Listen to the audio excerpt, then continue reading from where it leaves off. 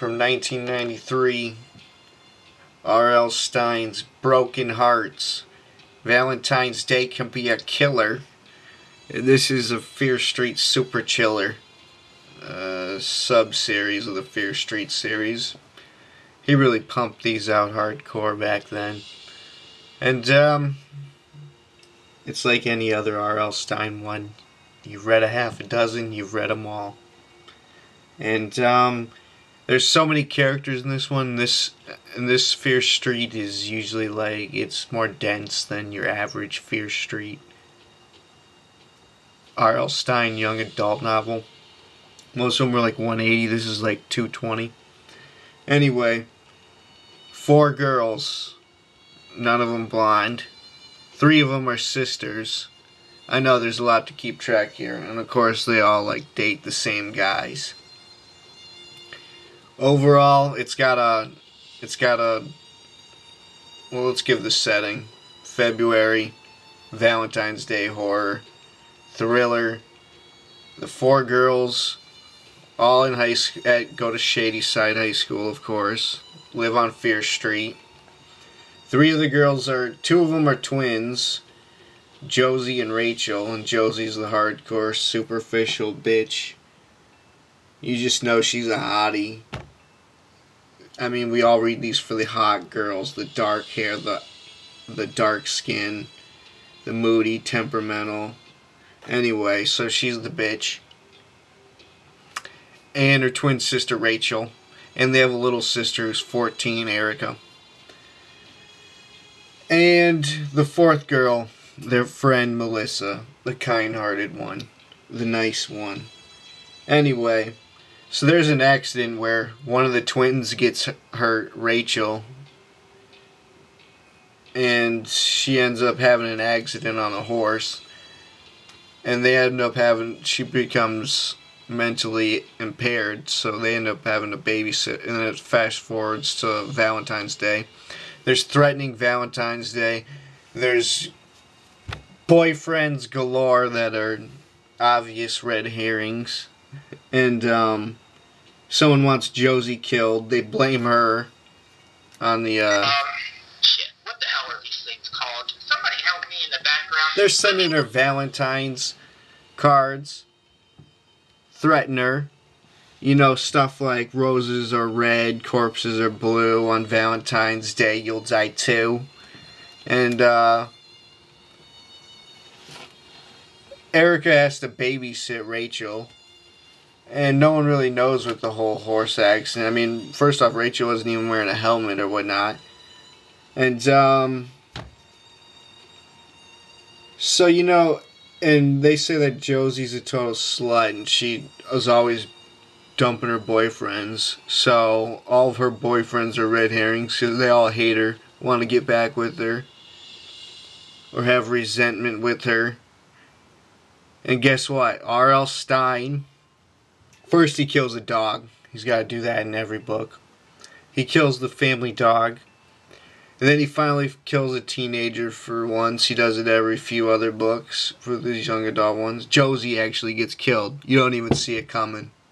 You see the threats coming. You think it's going to end up being a diversion, but he ends up following through. And she's brutally stabbed. At Fear Lake, nonetheless. Or maybe it was the roller rink. Who the hell knows? Anyway, so you're like, whoa. Because there's no coming back from death. And, okay, I'm going to pretty much talk spoilers now. If you haven't read it, go and read it. Or if you don't even care, just listen on. Okay, Erica. The first girl that I suspected of being the killer for the first 80% of the book was the younger sister. She's envious. She's a wuss. You can see R.L. Stine goes out of his way to paint the picture that she hates Josie and she hates being unnoticed. And she needs her attention because she's borderline. She's on the borderline of being diagnosed with borderline. And so you think that for a while. Then you also think that maybe Rachel's faking her illness and maybe she's sending the letters to Josie. Then about 80% of the way through, you think it's Melissa. Even though you know you have to have a good, kind-hearted character, you think Melissa did it because Dave, her boyfriend, who gets suspected and pinned for it, ends up going to boarding school for it and not even jail or anything. It's kind of weird. Anyway, this is getting kind of too long. I'm going to pretty much cut to the chase. The ending, the climax is like the winter carnival at Fear Lake. And somehow Erica's there. And Erica ends up being the killer, where she goes to finally oust Melissa. And her motives are just perfect. And then she's like, well, Josie never helped me out and I couldn't join. I don't even know what she was going to try out for. Color guard or something. And she was like, what was I even thinking of? Oh, what were other motives? Oh, well, I stabbed myself too. She even gets stabbed in the book at one point. And survives that, of course. So that just suspected you more. And that was about halfway through the book. And you're like, and she's like, well, that was nothing compared to the pain that I felt. And, she pretty much had an answer for everything. It was a great classic Jill Roberts moment. And then she goes, after all, Melissa, who am I? I am no one. And she has all these great one-liners like, you surprised, Melissa? She goes totally psychotic for the ending. Great reveal.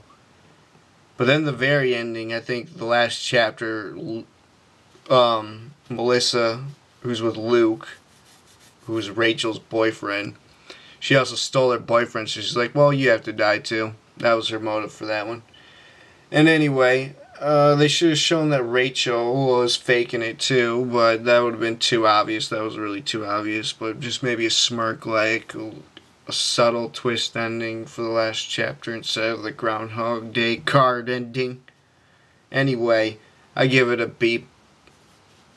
Maybe even higher, but a B.